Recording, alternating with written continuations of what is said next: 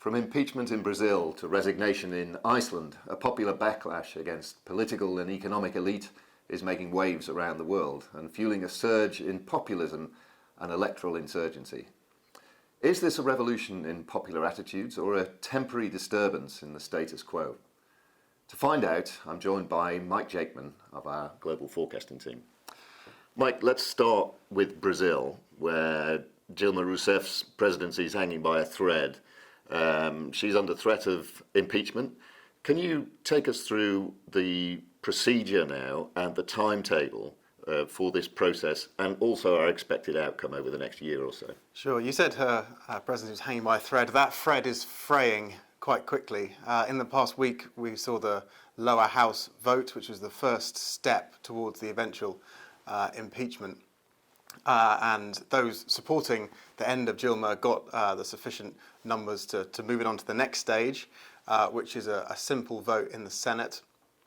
If they get enough numbers for that, then you get a Senate hearing, which lasts around about 180 days, during which time Dilma has to step aside and her vice president will take over from her for that interim period. And then, of course, it depends on the result of that hearing. The odds would seem to be that the momentum is behind this impeachment now. That's certainly what we're expecting, which would mean that Dilma would be removed. Michel Temer, her deputy, would then take over permanently, and that would run till the end of the term, which is in October 2018. So it's very possible that by the end of this year or the very beginning of next year, we'll have the vice president in the presidency for another year and 3/4. Okay. Let's get to the important bit. So we think that Temer is going to take over and he's going to complete Dilma's term. What does that mean in terms of policy? He's not from the Workers' Party, which is Dilma's party. So are we going to see a return to the kind of redistributive policies of the Workers' Party, or are we going to see something, a return to a more sort of traditional structural reform programme? What do you think? Well, Temer is a centrist, so I think it would be wrong to expect the agenda for the PT, the Workers' Party, to carry on. He's going to have a hell of a clean-up job to do, basically, for a year and 3/4. And I think we're going to see a sort of return to slightly more economic orthodoxy. He will, however, try and fight quite hard, I think, to keep hold of the redistributive funds for the poor that Brazil has kind of pioneered amongst emerging markets. But he's going to really have his work cut out, because obviously he's working with this government, many of whom have been implicated in this enormous Petrobras corruption scandal. So lots of MPs will have their own personal agendas to deal with. He needs to get a new finance minister in pretty quickly to try and start clearing up some of the kind of fiscal mess that's been created by the Dilma administration. He will be sort of boosted by the fact that we think commodity prices are going to be picking up, from around the middle of this year. And Brazil and, of course, the whole Latin American continent are quite dependent on commodity prices. And that's what helped Brazil ride the kind of economic boom in the 2000s. We are not expecting commodity prices to return to that, of course. So the level of support they get won't be as strong as it used to be. But that will be another sort of force for good in the Brazilian economy. But the single biggest thing they need to do is make some quite smart decisions quickly to ensure investors that Brazil has some of this kind of long-term potential that everybody was so convinced about 15 years ago.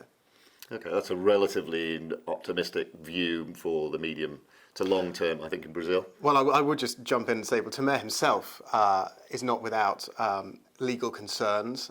There is the possibility that he may have been involved in exactly the kind of budget accounting scandal that's got Dilma into all this trouble herself. So there is also a risk, and not sort of inconsiderable one either, that he might find himself unable to complete the term if there is a case made against him. So I just want to add that note to kind of make it clear that there is a whole generation of Brazilian legislators who are in deep trouble, and to expect the kind of the country to work itself out, within a few months is unrealistic. This is a really complicated nexus of economic problems and corruption that is going to take years. So let's actually have a cautious note on Brazil here. Okay. There are going to be things that will support the country, but we're not expecting a return to the kind of GDP bonanza we saw in the past.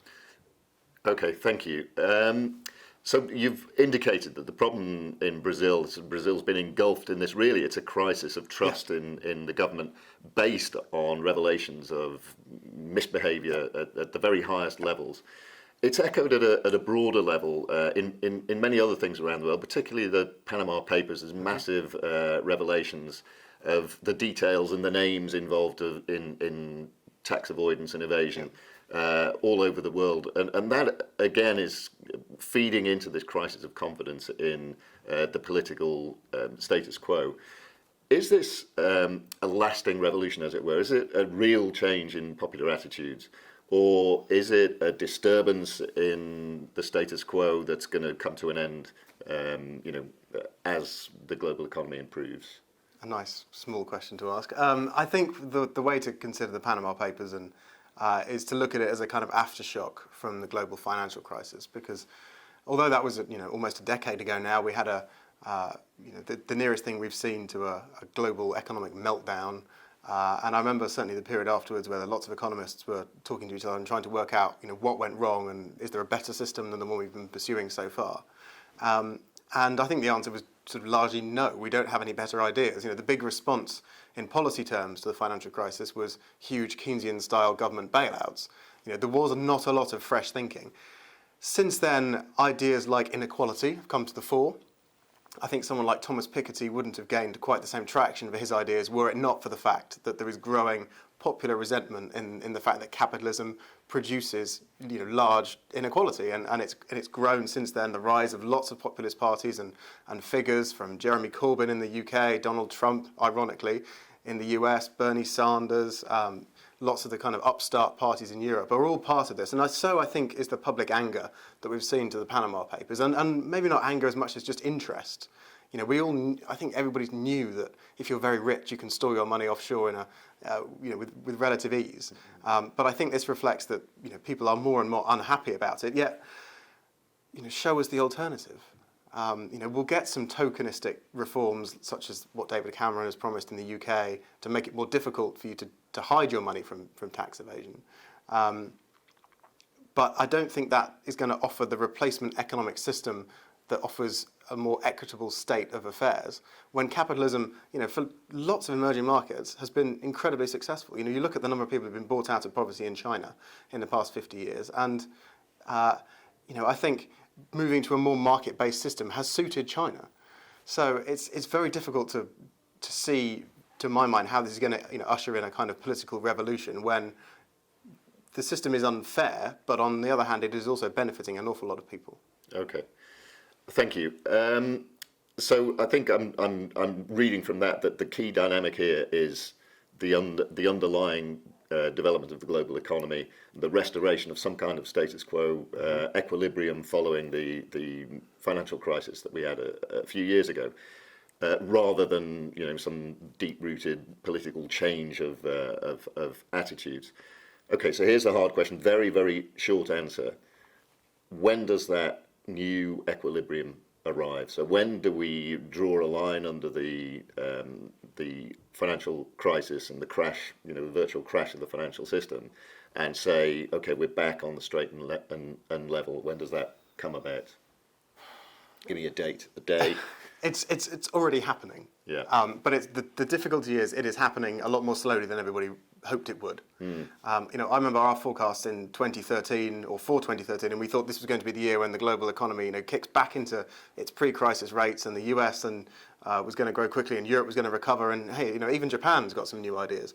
And then it didn't happen, and we said the same about 2014, and then with less enthusiasm about 2015, and now we've kind of accepted that we're in a slightly different new normal. But the global economy is growing. We haven't been in a 10-year-long recession. It's just not growing for various different reasons as quickly as it was before. So I don't think, had we been in a 10-year-long recession, we may now have a different kind of economic system coming to the fore. But because we're not, we haven't. Okay. Let's leave all these esoterics behind for a moment and get onto something a bit more practical. All right. Leading oil producers met in Doha recently with the express aim of taking action that would begin to control output and put a floor under prices. Didn't happen. Nope. Prices are on the way down. Again now, various producers around the world are promising to ramp up production. What happened in Doha? What comes next? And where do we see the oil market over the next year or two? The idea that this Doha meeting for OPEC was going to be a panacea to low oil prices was a daft idea. Even if they had implemented the freeze, which is what they were aiming for, we're talking about freezing oil output at record levels. We're talking about Saudi and Russia freezing their oil output at what's already the top of the top level. So it wouldn't necessarily have done anything to the market whatsoever. What they need is actual production cuts if they want to push the price higher. But we know that's not Saudi's strategy, because Saudi's strategy is all about maintaining market share against US shale producers. So what's going to happen is that we've got a new financing round for some US shale companies in April. Some of them will probably fall, as in the companies are going to fail. And probably more will fail in October when the next financing round after that happens. But in the meantime, OPEC is going to sit tight. That doesn't help anybody really but Saudi. But that's the way that this fight is going on. Saudi's not going to back down. It's certainly not going to back down also for political reasons, because Iran was the problem at this particular OPEC meeting, because Iran wants to ramp up its oil production very quickly now that sanctions have been lifted, and Saudi doesn't want it to do that. So that's why there was no agreement. We didn't make any changes to our forecast as a result of this meeting.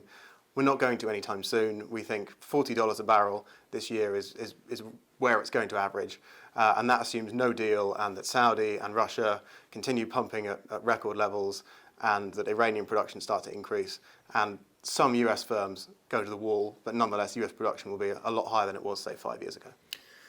Okay, it seems that the balance in the oil market is actually on the bearish side, if anything, because we have probably a fairly clear picture in terms of demand, but in terms of production, it looks as if all of the options are for more production rather than less. So I suppose there's a certain degree of risk even around Well, we are going to see some tightening of the market, and that is because we've had investment worth hundreds of billions of dollars cancelled since oil prices started to fall. So eventually, that new pipeline of new oil will start to thin out of it, and that will lead the market to tighten, and it will allow prices to rise up a bit. I mean, we're not talking about what we had 2 years ago, where it's above $100 a barrel, but you might get 60, let's say, because demand is relatively steady.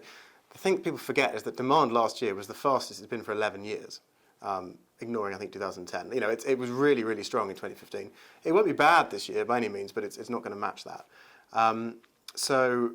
Yeah, more low prices, but a gradually tightening market that will be felt sort of particularly next year. I think we'll start to see sort of steady rises in prices by then. Super, thank you. That was a very, very wide-ranging discussion. Thanks for your answers. That's it for this month's Global Outlook. We'll be back again next month to look at some more questions. Thanks for joining us, and see you next month.